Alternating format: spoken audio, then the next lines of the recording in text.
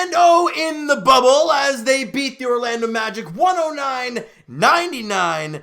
And they are now 3-0, like I said, in the bubble. And if you go back to the regular season, the Raptors have now won 7 straight basketball games.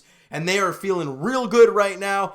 Again, there were some times in this game where they looked a little sloppy, but again, overall, stayed composed, stayed sound defensively, and got the job done. Raptor fans, can we look at this real quick? The Raptors defensively have given up 103 against the Miami Heat, not a whole lot. 92 against the Los Angeles Lakers, and 99 against the Orlando Magic today. We can say for sure that this team is dialed in defensively. Now, does this carry over into the playoffs and for the rest of the bubble schedule? We'll have to wait and see. But the way this team has performed on the defensive end, these 3 games, it is impressive. And today was just that. In the first quarter, they established that. Now, in the second half, they kind of got away from it, didn't shoot the ball well, didn't play the greatest defensively, and they kind of struggled. But in the first half, they dominated. The Raptors only allowed 11 points in the first quarter.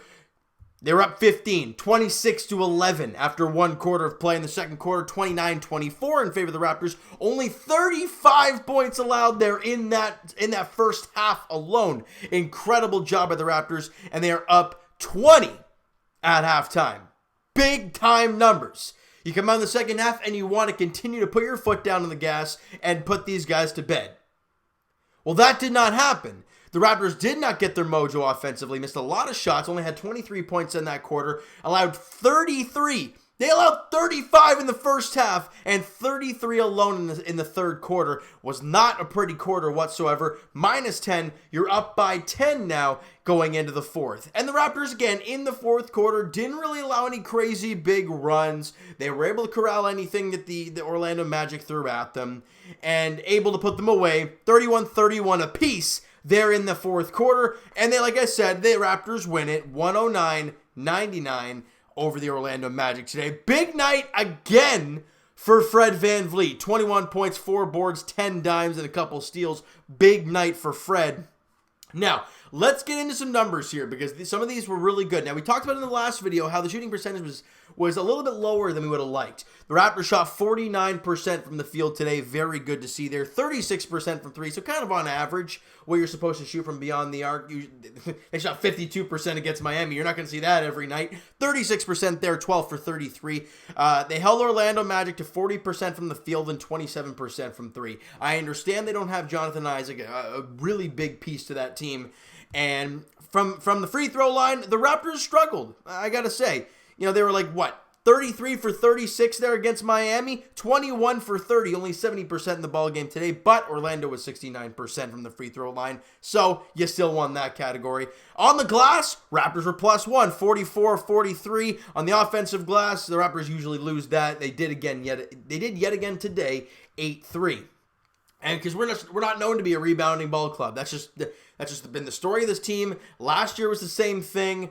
It's just the way it goes. I don't know what the deal is with that. And that can really come back to bite you when you're facing some really good basketball teams like Milwaukee and the Lakers and the Clippers and Boston and all these big name teams. You're going to have those problems if those numbers continue. Now, we talked about in the last video, assist numbers were down. I think they only had 17 against Miami there. 25 dimes for the Raps in this game. As I mentioned, Fred VanVleet had 10 of them because he was unbelievable yet again today. 7 steals to their 9, 2 blocks to their 4. 16 turnovers to their 14. Again, the turnovers, especially late in the ball game, they got a little sloppy. And we're going to touch on Pascal Siakam in a bit, but turnovers were a big issue for him in this game today. 46-40 in points in the paint. We had 5 second chance points. They had 6. And in the fast break, 21-19 in favor of the Raptors. The Raptors at one point did have a 24-point lead. And the Orlando Magic never led in this game. That's what I'm talking about when it comes to the Raptors really just never allowed the Magic to get into this game. I understand, 10-point game, it's kind of close, but you didn't allow them any breathing room to get close, or any big runs there to get close late in the game, and that's a championship team right there. Great job by the Raptors there, shutting them down. Now let's start right at the top here with Pascal Siakam. 15 points, 6 boards, and an assist on 5 of 12 shooting, 3 of 4 from the free throw line, 2 of 7 from 3, a steal in the ball game, plus 13. But as I mentioned, 7 turnovers for Pascal Siakam alone. Almost half of the turnovers were himself. And there are a lot of unforced stuff, and that's the problem. I saw late in the basketball game, especially one that really don't want to see, is him just driving right to the lane, and he could have gone right at Vukovic. I mean, ideally, it either would have been blocked, or he could have got a foul or an and one, but instead, he gets up in the air and decides to look for a pass. He turns the ball over because no one's there for him, and that type of stuff is stuff that Pascal will continue to learn as he continues to grow and get better. But when you leave your feet like that, you give yourself no opportunity. You can't come down with the ball, so you got to fire it somewhere, And he didn't really need to jump, and that's a big problem there. And there was a lot of turnovers today from Pascal, and he shot 5 of 12, 2 of 7 from 3. Not the greatest basketball game for Pascal Siakam. But as I've said, that doesn't mean I don't like him. That doesn't mean he's garbage or whatnot. He had an off night. He played incredible in the last game, and he played 34 minutes, so a little bit lower than we saw a few days ago, and that's what they want to see. You want to see these starters kind of limit a bit and get the bench some more time, and we'll get into those guys in a little bit. OG Anunoby, we talked about him, only had 5 there against Miami. He had 12 points, 5 boards, and an assist today. Shot 5 of 7, 2 of 2 from the line. Did not take a 3 in the ball game. Had a block in this one and a plus 17 while he was on the floor. OG Anunoby, big night yet again for the young OG. And Marc Gasol, as we talked about, you're going to sprinkle in some offense here and there from the big fella. 13 for Marc Gasol, 6 boards and assists. He took 8 shots. He was 5 of 8 from the field. 1 of 2 from the line, 2 of 3 from beyond the arc, had a steal in the ball game. It was a plus 7. Big night for Marc Gasol. Really like what we saw from him. A lot of energy there for Marc Gasol. And Kyle Lowry, guys, look, only had the 8 points in the ball game. But as we all know from Kyle Lowry, first off, we all know the people that are going to complain about him only having 8 points, and you clearly know what kind of fans those are. But the diehards and the people who actually know Kyle Lowry know that 8 points on 2 of 9 shooting and 2 of 7 from 3 does not suggest the game that he played. He also had 9 rebounds for a guard, 10 assists in the ball game, was 2 of 3 from the free throw line, had a steal, had a block, was a plus 7 on the floor. Yes, I understand he only had the 8 points, but him and Fred VanVleet combined for 20 of the 25 assists. They were beautiful. The guards just doing a job out there. And like I said, we already went through Fred VanVleet's numbers, 21, 4, and 10. 8 of 13 shooting, 2 of 5 from 3, 3 of 4 from the free throw line, a plus 11 for Fred VanVleet. He was spectacular yet again today. And you know what's exciting, people? And I hate to say it like this, but Kyle Lowry at some point will not be a Toronto Raptor. Fred VanVleet, I think it's pretty damn straightforward that he will slide right over there and take that spot at some point in time when that time comes. And he is not going to miss a beat. He's a court general, just like Lowry. He doesn't talk as much as Kyle Lowry, but he does a job, and you love Fred VanVleet for it. Now let's get to the bench. And this is something in the first 2 games, they've combined for something like 36 points. In this game, they had more than that, or if not very close to that, in this game. Right? They had about 36 combined in the first 2. In this game, they had more. It was a great game, a much better game for the bench. I wouldn't say a great game, but a much better bench game. Serge Ibaka had 11 points, 9 boards on 5 of 11 shooting in the ballgame, 1 of 3 from 3, had a steal in the ballgame, plus 4, and he played 23 minutes. That's what you wanted to see, because we know the starters have had some heavy minutes lately, and especially with playing the Orlando Magic, you want to give your bench guys some extra minutes, give your starters a little bit more rest. You didn't really get that, though, because they had to come back late in the game, unfortunately.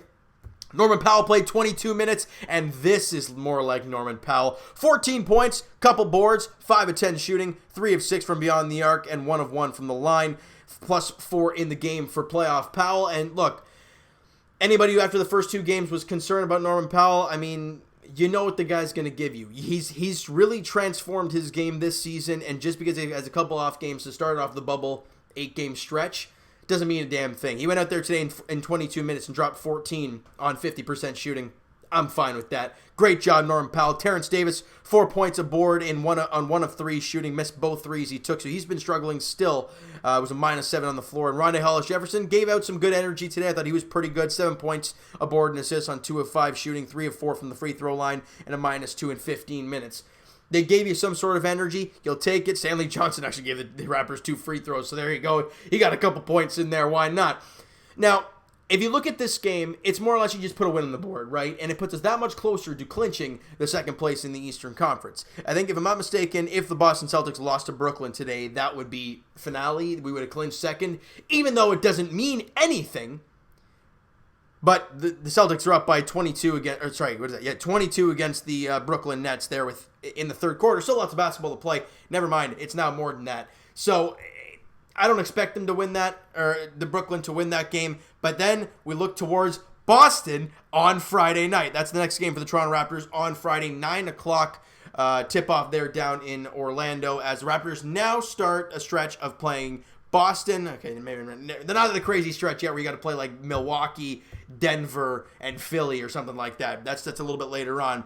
But you got Boston at 9 o'clock. They're on Friday night in the bubble, all right? And this could be a playoff performance. This could be a playoff preview right here. Two really good teams, and for the NBA standards, for the NBA, down in the States, they all say it's a very even matchup, even though, our personal feel is that we are better than the Boston Celtics. That's my opinion. We are a lot more deep than the Boston Celtics are. That's my opinion. And I'm very excited to see the Raptors there play at 9 o'clock against the Celts and Jason Tatum, because we keep hearing how Jason Tatum, he's having a great season, averaging almost 24.5 or 23.5 a game. He's putting up a great season, and the comparisons between him and Pascal Siakam are pretty cool to hear about, especially our boy Kendrick Perkins, huge Raptor fan, and we love that kind of stuff. All right, so you know what, guys? That is going to do it for this one. If you enjoyed the video and enjoyed the win there this evening, smack that like button. Do appreciate that.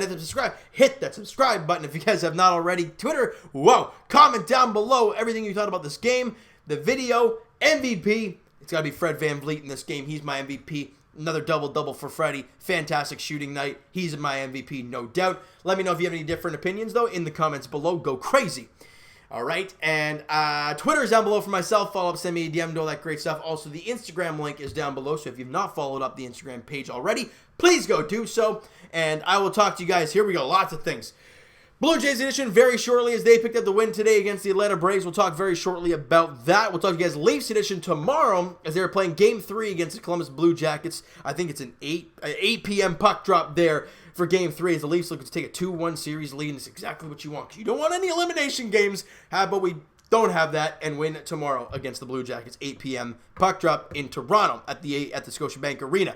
As for the Raptors, as we talked about, their next contest is on Friday night, 9 p.m. 9 p.m. tip-off there down in Orlando, inside the bubble against the Boston Celtics. Thank you so much for listening and watching. Hope you guys enjoyed the video. Talk to you guys then.